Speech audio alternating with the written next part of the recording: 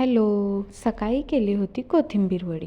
तर त्याआधी ना सकाळ सकाळची आपल्या घरातली अशी देवपूजा पाहिली की किती मस्त वाटतं ना, मन अगदी प्रसन्न होऊन जातं. तर कोथिंबीर वडीसाठी मी सर्वप्रथम बेसन घेतलं, त्यामध्ये हळद टाकली, थोडेसे पांढरे तीळ टाकले, थोडे जिरे टाकले, त्यामध्ये गरम मसाला टाकला, हिरव्या मिरचीचा ठेचा टाकला आणि ओवा असा हाताला कुस्करून त्यामध्ये टाकून दिला.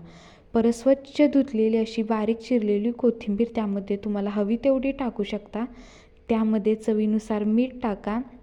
आपल्या घरातला जो खायचा सोडा आहे त्यामध्ये तो थोडासा टाकून द्या आणि सर्व एकजीव करून त्याचा गोळा करून घ्या आणि एक चाळणी घ्या, त्याला तेल लावा.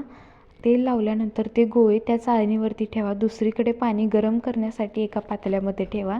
हे चाळणी साधारणतः त्या पातेल्यावरती 20 मिनटं अशी छान वाफवून द्यायची, म्हणजे ते अगदी छान वाफवून होऊन जातं. त्याची छान कोथिंबीर वडी बनते.